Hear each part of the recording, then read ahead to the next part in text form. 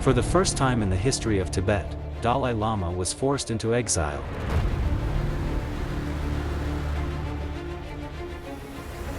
Stripped of his homeland yet bound by duty, he transformed misfortune into a lifelong mission, guiding his countrymen through one of their darkest eras.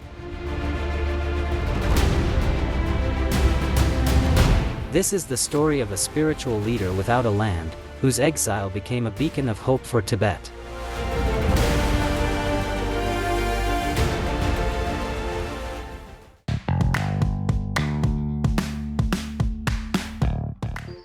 A land of high passes, it stands as a majestic embodiment of heaven, a realm of freedom, purity, and spiritual transcendence. It calls upon seekers, wanderers, and dreamers to shed their material bonds and embrace the sublime truth. Here, amidst the whispering winds and towering peaks, freedom remains unshackled, guiding souls on a timeless journey toward eternity. This is the kingdom of Tibet, where the spirit soars as high as the Himalayas that cradle it.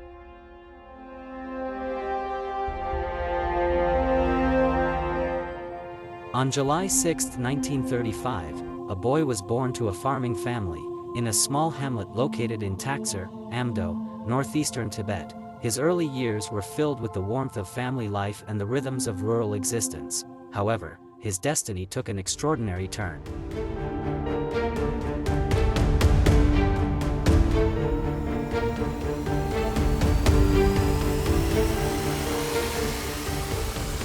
After the death of the 13th Dalai Lama in 1933, Tibetan monks and high lamas began the sacred process of finding his reincarnation. According to Tibetan Buddhist belief, the Dalai Lama is an enlightened being, a bodhisattva, who chooses to be reborn to continue guiding humanity. Bodhisattvas are spiritually heroic persons that work to attain awakening and are driven by a great compassion. These beings are exemplified by important spiritual qualities such as the four divine abodes. Traditionally, the search for a reincarnated Dalai Lama is guided by spiritual signs, visions, and secret clues left behind by the previous Dalai Lama.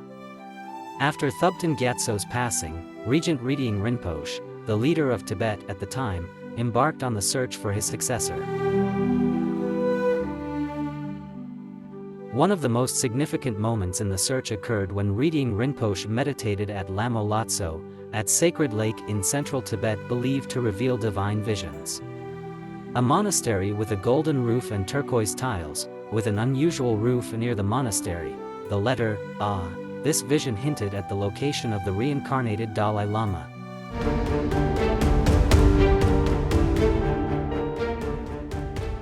Following the clues, the journey to Amdo started. The search team set out.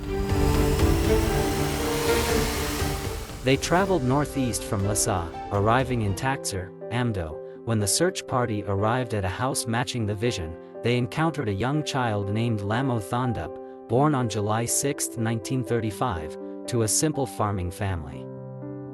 To confirm that the child was indeed the reincarnation of the 13th Dalai Lama, the monks conducted due process. Several objects were placed before the child, including items that had belonged to the 13th Dalai Lama and similar items that did not. The young boy correctly identified all the objects that had belonged to the previous Dalai Lama, exclaiming, "Mine! Mine!" The response to the monks: when the monks arrived in his village, the child immediately recognized one of them, calling him by name from his past life. He also showed an unusual level of wisdom for his age, speaking in ways far beyond that of a normal toddler. Official recognition and journey to Lhasa.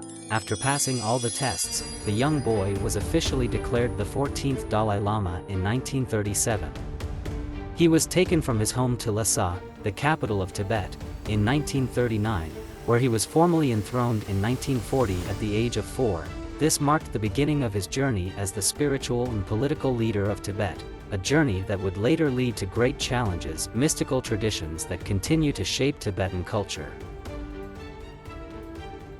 At the tender age of 6, the spiritual and political heart of Tibet, where he began an intensive monastic education. His days were filled with rigorous studies in Buddhist philosophy, logic, metaphysics, Sanskrit, and Tibetan culture. The burden of leadership loomed over him even as a child, isolating him from a normal upbringing. The weight of expectations was immense.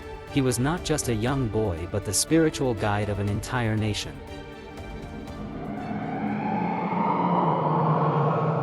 In October 1950, the Chinese People's Liberation Army launched an attack on eastern Tibet, crossing the border into Kamdo. The Tibetan forces, vastly outnumbered and poorly equipped, were quickly overwhelmed. Within weeks, China had secured control over key areas, forcing Tibet to negotiate under duress. In 1951, the Chinese government coerced Tibetan representatives into signing the 17-point agreement, which officially recognized China's sovereignty over Tibet while promising to preserve Tibet's autonomy and religious freedom. By the time Dalia Lama was 15, despite his youth, he was forced to assume full political authority. In the face of growing tensions, he engaged in negotiations with Chinese leaders, including Mao Zedong, in an attempt to secure Tibet's autonomy. However, these promises were soon broken, and Chinese control tightened. Communist reforms and suppression following the occupation, Mao Zedong's government began imposing communist policies on Tibet, which directly threatened Tibetan traditions and religious. The Chinese authorities attempted to redistribute land, targeting Tibetan monasteries and feudal landlords. However, this disrupted the Tibetan social order, where monasteries played a crucial role in governance and education. The Chinese government saw Tibetan Buddhism as an obstacle to communist ideology. Monasteries were closed or destroyed, monks and nuns were forcibly defrocked, and religious practices were strictly controlled. The Chinese government promoted the migration of Han Chinese into Tibet, attempting to dilute Tibetan culture and identity. Tibetan language and traditions were suppressed, and schools were required to teach in Mandarin. Dalia Lama initially sought a peaceful resolution to Tibet's crisis by negotiating with the Chinese government. However, as the occupation intensified, he faced mounting pressure from both Tibetan resistance groups and the Chinese authorities. He attempted diplomatic efforts, sending delegations to Beijing to negotiate greater autonomy while urging Tibetans to remain nonviolent. Despite these efforts, the situation worsened, with brutal crackdowns on Tibetan uprisings and increasing restrictions on religious and cultural practices. On March 10, 1959, the Chinese military extended a sudden invitation to the Dalai Lama to attend a theatrical performance at the People's Liberation Army headquarters in Lhasa. However, there were strict conditions. The Dalai Lama must come alone, without his usual bodyguards. Tibetan security personnel were forbidden from accompanying him. This raised fears of a trap. Many Tibetans believed that the Chinese intended to abduct or possibly assassinate their leader. Rumors quickly spread, igniting panic among the people of Lhasa. As news of the Dalai Lama's invitation spread, thousands of Tibetans, monks, nobles, and commoners, gathered outside the Norbulinka Palace, the Dalai Lama's summer residence, to protect him. Tibetan rebels, including members of the Chushur Gangdruk, took up arms against the PLA. The Chinese authorities demanded that Tibetans disperse, but the crowd only grew larger. Over the next 9 days, Lhasa became a war zone, with violent clashes between Tibetan rebels and the heavily armed Chinese military. As fighting escalated, Chinese artillery began shelling Norbulinka Palace. Realizing that the Dalai Lama was in imminent danger, his advisors devised a daring escape plan. On the night of March 17, disguised as a Tibetan soldier, the Dalai Lama slipped out of the palace with a small entourage. Over 14 days, he traveled secretly across the Himalayas, covering treacherous terrain while evading Chinese patrols. On March 31, 1959, he finally crossed into India, where Prime Minister Jawaharlal Nehru granted him asylum. With the Dalai Lama gone, the Chinese military launched a full-scale assault on Lhasa. Heavy shelling and airstrikes destroyed Tibetan homes, monasteries, and government buildings. More than 10,000 Tibetans were killed in the brutal crackdown. thousands more were arrested, tortured, or sent to labor camps. Jokhang Temple and other sacred sites were damaged. By March 23, the uprising had been crushed, and Lhasa was fully under Chinese control. Nearly 80,000 Tibetan refugees fled to India over the next few years, crossing treacherous mountain passes in search of safety. The Indian government, under Prime Minister Jawaharlal Nehru, through Dalai Lama efforts his peoples, granting them political asylum. The Dalai Lama established the Central Tibetan Administration in Dharamshala in 1960 to serve as the Tibetan government in exile. He also encouraged the construction of Tibetan Buddhist monasteries across India to preserve their religious heritage. The Dalai Lama worked closely with the Indian government to set up Tibetan refugee settlements, mainly in Himachal Pradesh, Karnataka, Uttarakhand, and Arunachal Pradesh. These provided land, housing, and basic facilities. The Tibetan Children's Village was set up to provide education for refugee children.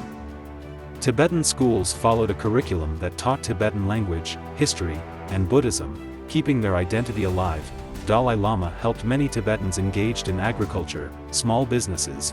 He also promoted initiatives like the Tibetan Handicraft Center to help refugees become financially independent. The Dalai Lama traveled worldwide, garnering support for the Tibetan cause.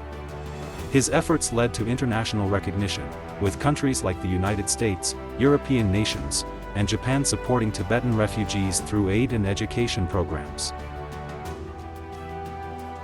Apart from India, large Tibetan refugee communities exist in Nepal, Bhutan, the United States, Canada, Switzerland, and Australia. These countries have provided asylum, citizenship, and opportunities for Tibetans to rebuild their lives.